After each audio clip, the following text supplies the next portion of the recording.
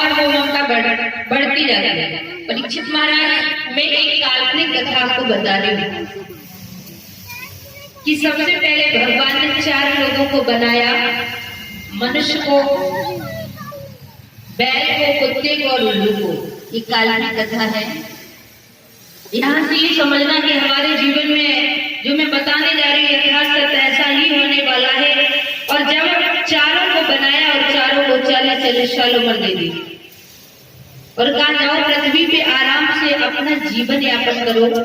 लेकिन बैल ने, कुत्ते ने और उल्लू ने विचार किया, इतनी सारी उम्र लेकर के हम पृथ्वी पर क्या करेंगे। इसलिए भगवान से कहा, प्रभु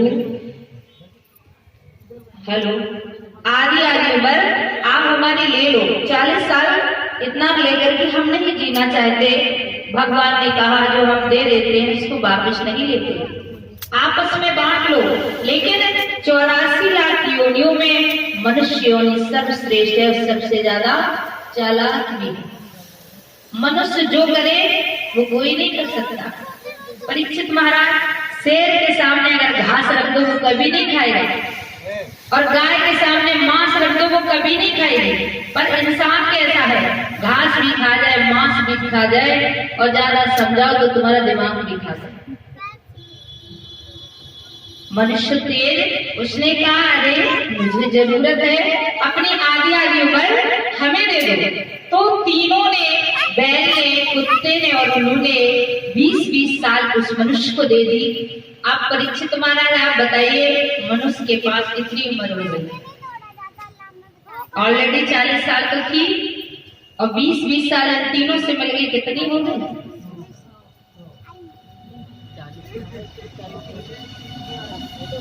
बताएं। वो रीजन ये है, परीक्षित जी की आज थोड़ी तबीयत गड़बड़ है। 100 साल हो गई परीक्षित महाराज। अब आप ध्यान देना, 40 साल जो ओरिजिनल उम्र रहती है तब तक तो ठीक ठाक रहता है, और 40 क्रॉस करती है जो उधार लिया हुआ है, हमारा जीवन कैसे हो जाता है, बैल की तरह। घर में नाती पोते हो जाते हैं, उनको खिलाना पड़ता है, और बेटा बेटी है, कहेंगे पिताजी ये कर लाओ वो कर लाओ, जितना भारी काम है तो बनाना भी कोई काम तो है नहीं, सारा जितना काम बोझ था वो पिताजी कर लो, और बेटे बेटे भी तो रोटी नसीब नहीं है। उसके बाद जब 60 क्रॉस होती तो हमारा जीवन कैसा हो जाता है।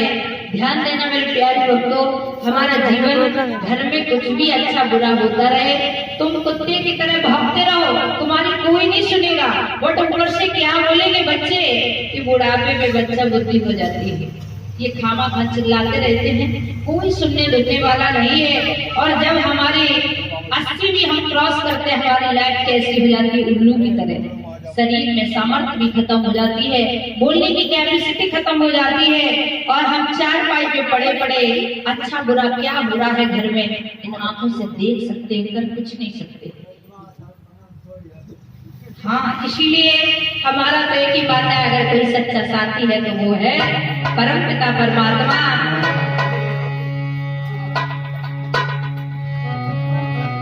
इसलिए जहाँ साधु संत महात्मा संतों का साथ मिले, अवश्य सत्संग करना चाहिए, क्योंकि सत्संगत कितुम न करोति, सत्संग क्या नहीं कर सकता।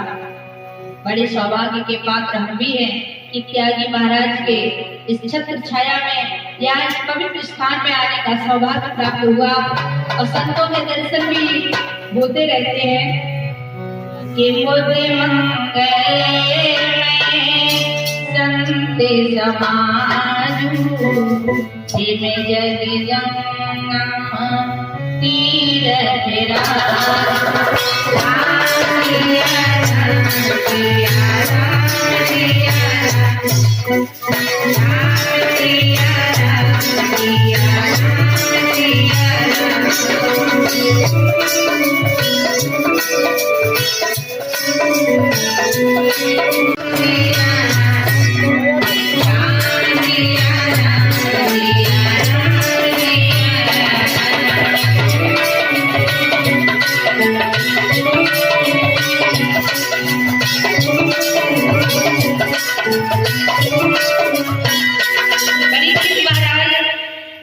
जो संत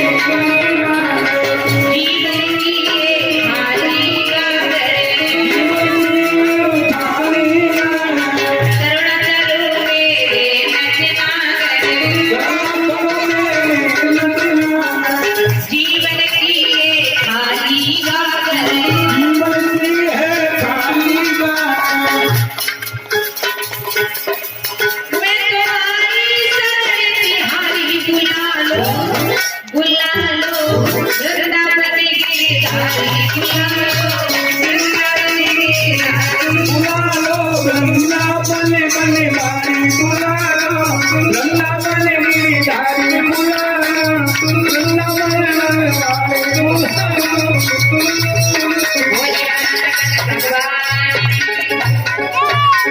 बता एक बात, जिंदगी में कभी खुशी कभी गम होता है और